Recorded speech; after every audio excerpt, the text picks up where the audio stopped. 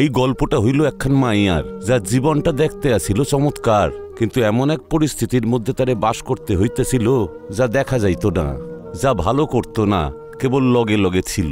নরিন যে মাইয়া হিসাবে আসিল খুব চুপচাপ, না বেশি কথা কইত, না অভিযোগ জানাইত, আব্বা আম্মারে সম্মান করত আর আল্লাহরে কৃতজ্ঞতা জানাইত।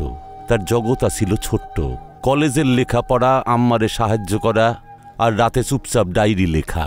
কিন্তু নরিন জানত না যারে সে একাকিত্ব ভাবতাছে সেইটা একাকিত্ব না। এটা সেই দিনের কথা যেদিন সে কলেজ থেকে ফিরছিল, ব্যাগটা রাইখা দিল, দোপাট্টা খুলল আর নিজের ছোট্ট ঘরে বইসা গেল। কামরার দরজা বন্ধ আসিল, খিড়কির দরজা খোলা আসিল আর হালকা হাওয়া ভিতরে আইতেছিল। নরিন মেঝেতে পইরা থাকা ডায়েরি তুলল, পেনটা হাতে লইল আর ভাবল যে কি লিখুম আইজকা। কিন্তু যেই সে ডায়েরিটা খুলল, ডায়েরিটা ভইরাই আসিল। তার হাতে লেখা শব্দ, লাইন কোনোটাই সে লেখে নাই। আমি তোমার লগে আছি, তুমি যেমন তেমনই আমার পছন্দ, নিজেরে কখনো একা ভাববা না। নরিনের হাত কাইপা উঠল। এইগুলি সে কখনো ভাবে নাই, কিন্তু হাতের লেখা একদমই তার মতোই আসিল। সে কিছুক্ষণ বইয়া রইল, ডায়েরির লেখাগুলি দেখতে লাগলো। এইটাই প্রথমবার না, কয়েকদিন ধরেই এইটা হইতাছিল তার লগে। এমনও হইছে সে কলেজের হোমওয়ার্ক লিখতে বইছে, অনেক আগে থেকেই সেই লেখা হইয়া যাইতাছিল। কখনো রাইতের বেলা খাতা খুইল্লা শুইয়া পড়লে সকালে উঠা দেখা যাইত খাতার মধ্যে অজস্র লাইন লেখা হইছে। কখনো আম্মি ডাইকা কইল, নরিন বাসন মাইজা দে। যখনই সে কিচেনে পৌঁছাইত, বাসন আগে থেকেই মাজা হইয়া যাইত।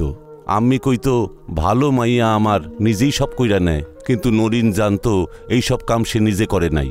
নরিন এইসব বোঝনের চেষ্টা করতেছিল, কাউরে কিচ্ছু কয় নাই, কোনো অভিযোগও জানায় নাই। তার আম্মি আব্বু আসিল সাধারণ মানুষ, হুড়ি পড়ি জিন এইসব নিয়ে কোনো কথাই বাড়িতে হইত না। নরিন জানত যদি সে বাড়িতে এইসব লইয়া কথা কয় তবে তারা হাইসা উড়াইয়া দিব, আর সে চাইত না যে তার কথারে কেউ পাগলের প্রলাপ কৌক। কিন্তু তার মন রোজ রোজ অস্থির হইয়া উঠতেছিল। এক রাইতে যখন সবাই শুইয়া পড়ছে, নরিন তার ঘরের বাতি নিভাইয়া দিল, পর্দা টাইনা দিল আর চুপচাপ শুইয়া পড়ল। কিন্তু ঘুম আইতেছিল না, মনটা অস্থির লাগতাছিল, মাথার মধ্যে বহু প্রশ্ন। নরিন চোখ বন্ধ করল আর কইল, ইয়া আল্লাহ, যদি এইসব আমার ভুল হয় তাহলে সব শেষ কইরা দাও, আর যদি কিছু হয় তাইলে আমারে সাহায্য করো। সেই মুহূর্তে তার মনে হইল কেউ যেন আলতো কইরা তার মাথায় স্পর্শ করতেছে। সে ঝটকা দিয়া উঠা পড়ল, চাইয়া দেখল ঘরের মধ্যে কেউ নাই।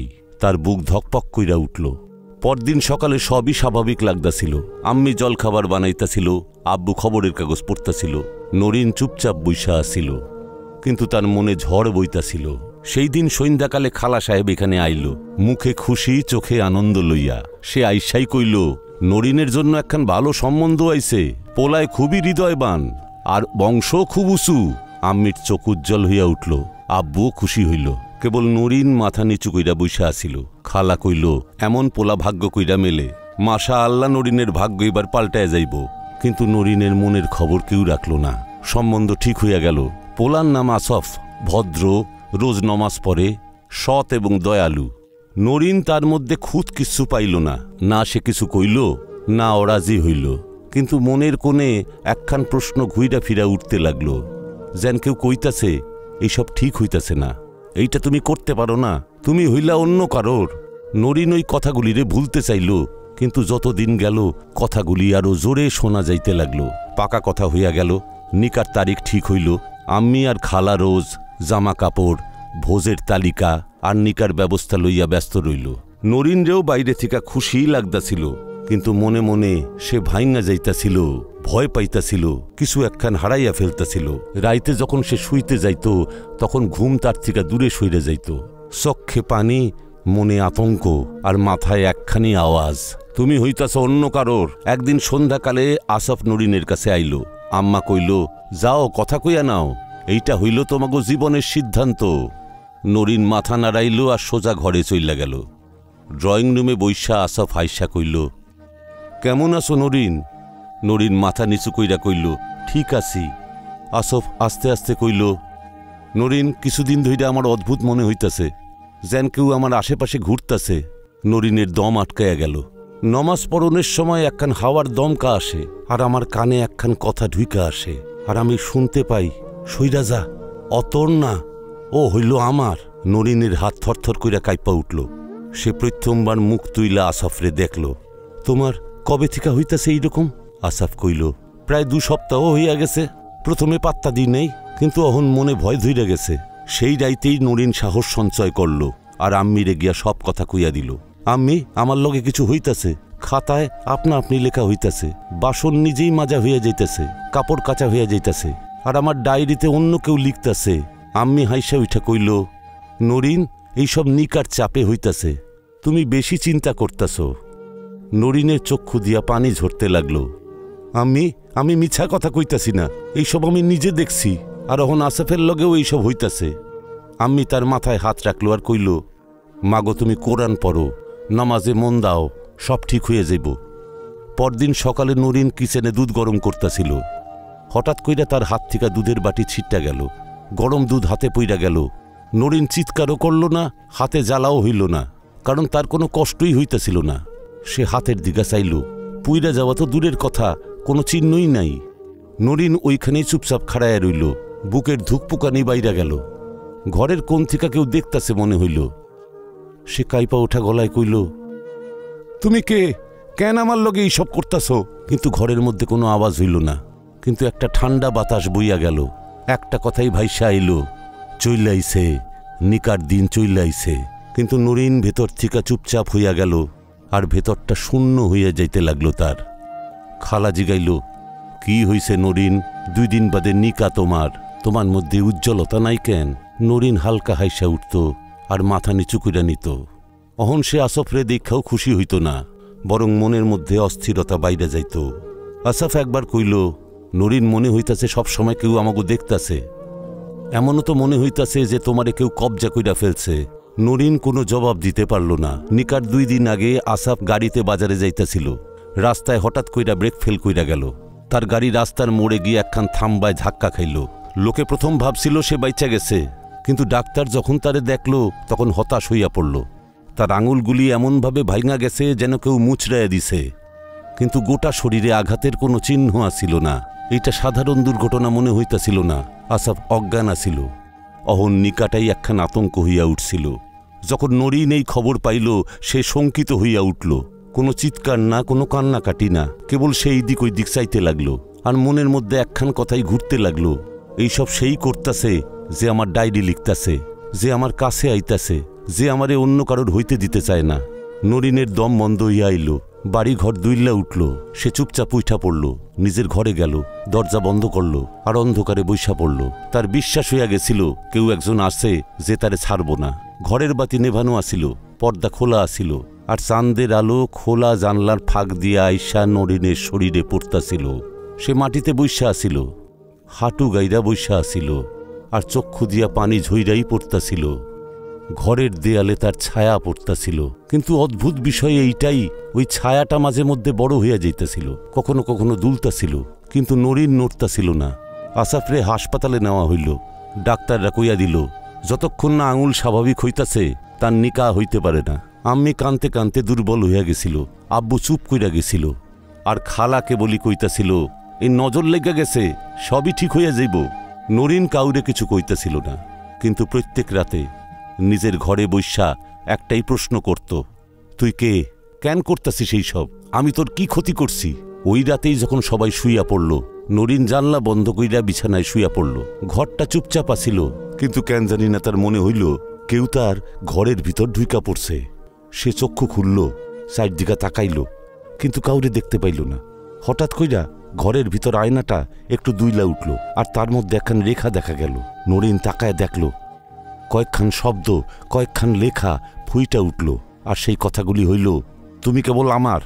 নরিনের শ্বাস বন্ধ হইয়া আইল।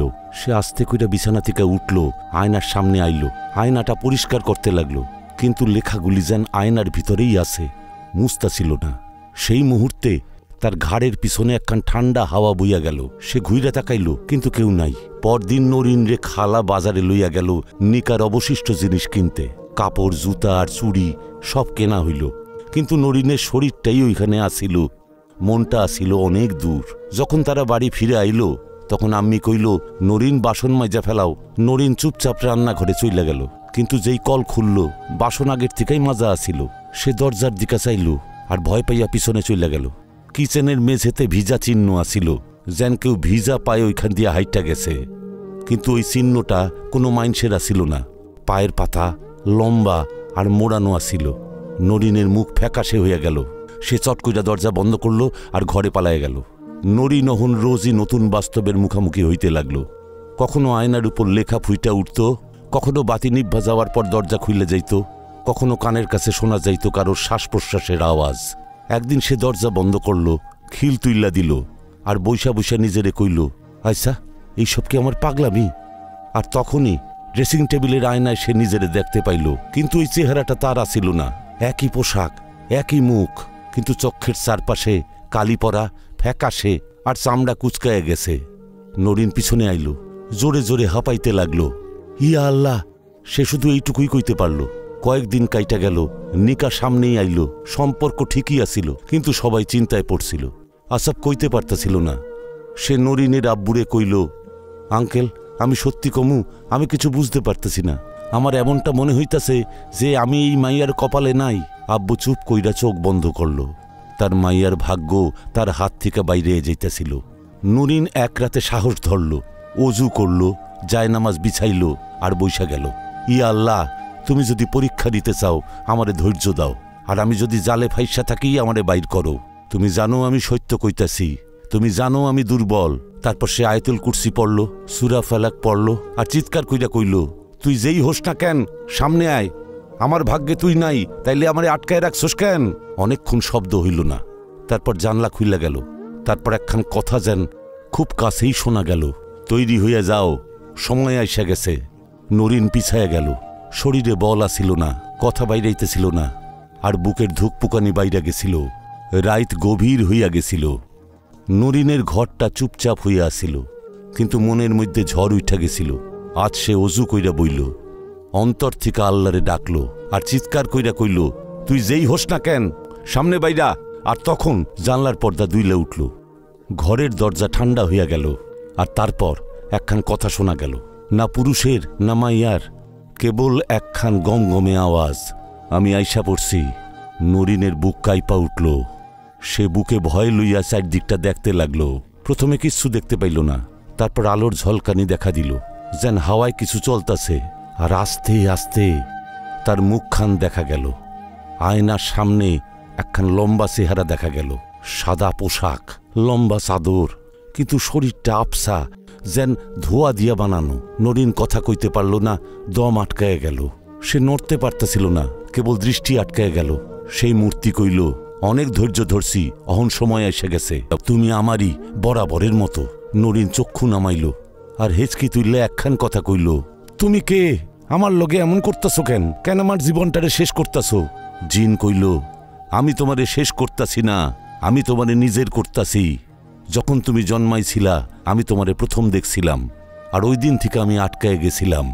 যখন তুমি হাসতা আমি দূর থেকে দেখতাম, যখন তুমি কানতা আমি তোমার কাছে চলে আইতাম। তোমার ডায়েরিতে যে লিখছিল সে আমি। তোমার যে কাজ তাড়াতাড়ি হইয়া যেত সেটা আমিই করতাম। তুমি যারে নিকা করতে চাইতাছিলা সে তোমার যোগ্য না। নরিন ফুপাইয়া কানতে লাগলো, এইসব তুমি করছো? আমার আনন্দ, আমার স্বপ্ন সব তুমি কাইরা নিছো? জি নাচতে কইরা কইল, না নরিন, আমি কেবল সেইটাই নিছি যেটা আমার। তুমি এখন আমার লগে যাইবা আমাগো দুনিয়াতে। নরিন কাতর হইয়া কইল, আমি মানুষ, এইটাই আমার দুনিয়া, আমি তোমার বন্দি না। জিনের শব্দ কঠিন হইয়া গেল, অহন তোমার ইচ্ছা চলবো না। তুমি আমারে ডাকছিলা আর আমি চইল্লাইছি। পর মুহূর্তেই ঘর অন্ধকার হইয়া গেল। সব কিছু দুলতে লাগলো। নরিন চিৎকার করণের চেষ্টা করল, কিন্তু আওয়াজ বাইরাইল না। ঘরের দেয়াল দূরে সইরা গেল, আর ওই ধোয়া নরিনরে টাইনা নিল। যখন চক্ষু খুলল, নরিন নিজের এক অদ্ভুত জায়গায় দেখতে পাইল। না ওইটা বাস্তব না স্বপ্ন, কেবল এক নৈঃশব্দ, ভয়ানক আর প্রাণহীন। একখান পুরাতন ভাঙাচোরা ঝুপড়ি, চারদিকে কাটার ঝোপ দিয়া ঘেরা, বাইরে জ্বলন্ত লাভা। নরিন মাটিতে পইরাছিল, কাপড়ে মাটি লাইগাছিল, চক্ষু ঝাপসা আর বুক কাঁপতাছিল। সে আস্তে কইরা উঠল, দরজা খুলল। বাইরে সেই জিনটা খাড়ায় ছিল। এইটা কই? নরিন কাপা গলায় কইল। জিন কইল, এইটা আমাগো দুনিয়া, যেইখানে সময় চলে না, যেইখানে মাইনসে আইলে ফিরা যাইতে পারে না। অহন তুমি এইখানেই থাকবা বরাবরের মতো। নরিন কানতে লাগলো, হাত জোর করিয়া কইল, আল্লাহর দোহাই, আমারে যাইতে দাও, আমার আম্মি কান্তাছে, আমার আব্বু হয়তো খাওন ছাইড়া দিছে। জিনের চক্ষু নরম হইয়া আইল, কিন্তু কথা কঠিন। এইসব আগে ভাবনের প্রয়োজন ছিল। তুমি আমারে ডাকছিলা, তুমি আমার হৃদয়ে ছুঁইছ, অহন তুমি আমার। ঝুপড়ির উপর থেকে একখান আলোর রেখা ভিতরে আইতেছিল। নরিন বৈশা পড়ল, কম্পিত কণ্ঠে আল্লাহরে ডাইকা চলল, হে আল্লাহ, আমারে বাঁচাও, আমারে রক্ষা করো। এইটা কইতেই ঝুপড়ির পরিবেশ পাল্টাইতে লাগলো, হাওয়া বইতে লাগলো, আর দূরে দেখা গেল সেই জিনটা খাড়ায় আছে। তার চক্ষুতে আইজ কিছু একখান ভয় দেখা দিছে। সেই জিন যে কাইল পর্যন্ত জবরদস্তি করতেছিল, আইজ আল্লাহর কথা শুইনা চুপ কইরা গেছে। নরিনের কথায় সেই শক্তি আছিল যা লোহার শিকলরেও ভাঙতে পারে। জিন জোরে শ্বাস লইতেছিল, সে অস্থির হইয়া আগু পিছু করতেছিল। তার মনের মধ্যে যুদ্ধ চলতেছিল, ভালোবাসা আর অধিকারের যুদ্ধ। নরিন দিলাবাত সম্পূর্ণ করল আর দোয়ার জন্য হাত তুলল। ইয়া আল্লাহ, যে আমারে কয়েদ করছে তুমি তারও কর্তা। তার মধ্যে যদি কিছু ভালো অবশিষ্ট থাকে তুমি তারেও মুক্তি দাও, নইলে তুমি জানো কি করতে হয়। পর মুহূর্তের দরজায় একখান হালকা শব্দ শোনা গেল। নরিন চমকায় তাকাইল, দরজাটা খুইল্লা গেল আর সেই জিন ভিতরে আইল।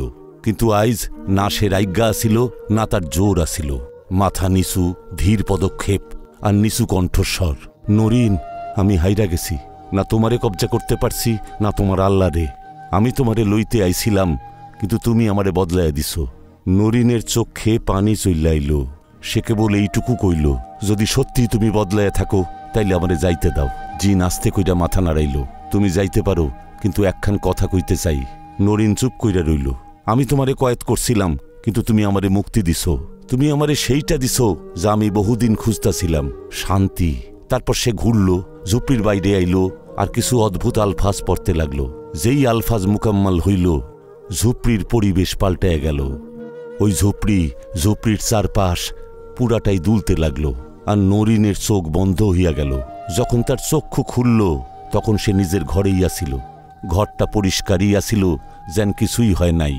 সে লগে লগে দরজা খুলল। আম্মি বাইরে খাড়ায় আসিল, মুখে চিন্তা ছড়ায় আসিল। নরিন, তুমি কই গেছিলা? আমরা তো সবাই ভাবছিলাম যে তুমি। নরিন আম্মিরে গলায় জড়ায় ধরল। আম্মি, আমি ঠিক আছি, আল্লাহ আমারে বাঁচাইয়া দিছে। দুদিন বাদে মৌলবী সাহেব আইল। নরিন তারে সব কথা কইয়া দিল, সেই ভয়ানক অভিজ্ঞতার কথা। মৌলবী সাহেবের চক্ষে পানি চলে আইল। সে কইল, বেটি, তুই খুশ নসিব, আল্লাহ তোরে বিপর্যয়ের মধ্যে ফেলছিল। এগুলি সবই পরীক্ষা, আর তুই সফল হইছস। কয়েকদিন বাদে আসাফের শরীরও ভালো হইয়া গেল, তার আঙুল ঠিকঠাক হইয়া গেল, আর কথাও পরিষ্কার হইয়া গেল। কিন্তু আসাফ একখান কথা নরিন রে কইল, নরিন, আমার মনে হইতেছে তুমি আর আগের মতো নাই। নরিন, তুমি বিশেষ কিছু হইছ। নরিন হাইসা কইল, হয়তো এই অভিজ্ঞতা আমারে ভেতর থেকে কিছু বানাইছে। সময় চইলা গেল। নরিনের এক সম্ভ্রান্ত পরিবারে নিকা হইল। সে খুশি আসিল, আনন্দে আসিল, কিন্তু মাঝে মধ্যে পুরাতন স্মৃতি ফিরাইত।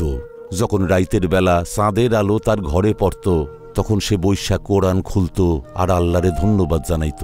ইয়া আল্লাহ, যেইভাবে তুমি আমারে বাঁচাইছ, সকলেরে সেইভাবে রাখো।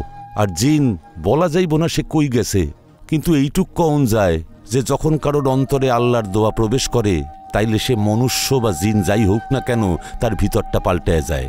যদি আপনাকে নরিনের এই গল্প পছন্দ হইয়া থাকে, তাইলে আমাগো চ্যানেলরে সাবস্ক্রাইব অবশ্যই করেন, ভিডিওরে লাইক করেন, আর এই ধরনের মর্মস্পর্শী নানান ধরনের ছোট ছোট গল্পের লইগ্গা আমাগো লগে জুইরা থাকেন। আল্লাহ সকলরে ভালো রাখুক।